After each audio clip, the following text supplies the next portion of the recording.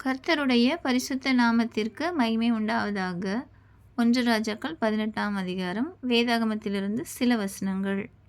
எலியா சகல ஜனத்தண்டைக்கும் வந்து, நீங்கள் எந்த மட்டும் 2 நினைவுகளால் குந்தி குந்தி நடப்பீர்கள். கர்த்தர் தெய்வமானால் அவரை பின்பற்றுங்கள், பாகால் தெய்வமானால் அவனை பின்பற்றுங்கள் என்றான். ஜனங்கள் பிரதியுத்தரமாக அவனுக்கு ஒன்றும் சொல்லவில்லை. அப்பொழுது எலியா ஜனங்களை நோக்கி, கர்த்தரின் தீர்க்கதரிசிகளில் மீந்திருக்கிறவன் நான் ஒருவன், பாகாலின் தீர்க்கதரிசிகளோ 450 பேர். இப்போதும் 2 காளைகளை எங்களிடத்தில் கொண்டு வரட்டும். ஒரு காளையை அவர்கள் தெரிந்து கொண்டு அதை சந்து சந்தாக துண்டித்து நெருப்பு போடாமல் விறகுகளின் மேல் வைக்க கடவர்கள். நான் மற்ற காளையை அப்படியே செய்து நெருப்பு போடாமல் விறகுகளின் மேல் வைப்பேன். நீங்கள் உங்கள் தேவனுடைய நாமத்தை சொல்லி கூப்பிடுங்கள், நான் கர்த்தருடைய நாமத்தை சொல்லி கூப்பிடுவேன். அப்பொழுது அக்கினியினால் உத்தரவு அருளும் தெய்வமே தெய்வம் என்றான்.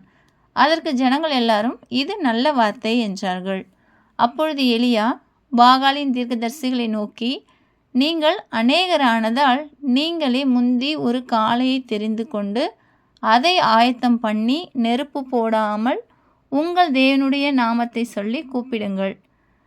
அவர்கள் தங்களுக்கு கொடுக்கப்பட்ட காளையை வாங்கி அதை ஆயத்தம் பண்ணி, பாகாலே எங்களுக்கு உத்தரவு அருளும் என்று காலை தொடங்கி மத்தியானம் மட்டும் பாகாலின் நாமத்தை சொல்லி கூப்பிட்டார்கள். ஆனாலும் ஒரு சத்தமும் பிறக்கவில்லை, மறு உத்தரவு கொடுப்பாரும் இல்லை. அவர்கள் கட்டின பலிபீடத்திற்கு எதிரே குதித்து ஆடினார்கள். அவர்கள் உரத்த சத்தமாய் கூப்பிட்டு தங்கள் வழக்கத்தின்படியே இரத்தம் தங்கள் மேல் வடியும் மட்டும் கத்திகளாலும் ஈட்டிகளாலும் தங்களை கீறிக்கொண்டார்கள். மத்தியான வேலை சென்ற பின்பு அந்தி பலி செலுத்தும் நேரமட்டாக சன்னதம் சொல்லி கொண்டிருந்தார்கள். ஆனாலும் ஒரு சத்தமும் பிறக்கவில்லை, மறு உத்தரவு கொடுப்பாரும் இல்லை, கவனிப்பாரும் இல்லை. அப்பொழுது எலியா சகல ஜனங்களையும் நோக்கி, என்கிட்டே வாருங்கள் என்றான். சகல ஜனங்களும் அவன்கிட்டே வந்தபோது தகர்க்கப்பட்ட கர்த்தருடைய பலிபீடத்தை அவன் செப்பனிட்டு விறகுகளை அடுக்கி ஒரு காளையை சந்து சந்தாக துண்டித்து விறகுகளின் மேல் வைத்தான். அவன், நீங்கள் 4 குடம் தண்ணீர் கொண்டு வந்து சர்வாங்க தகன பலியின் மேலும் விறகுகளின் மேலும் ஊற்றுங்கள் என்றான். பின்பு 2ஆம் தரமும் அப்படியே ஊற்றுங்கள் என்றான். 2ஆம் தரமும் ஊற்றினார்கள். அதற்கு பின்பு 3ஆம் தரமும் அப்படியே ஊற்றுங்கள் என்றான். 3ஆம் தரமும் ஊற்றினார்கள். அப்பொழுது தண்ணீர் பலிபீடத்தை சுற்றிலும் ஓடினது, வாய்க்காலையும் தண்ணீரால் நிரப்பினான்.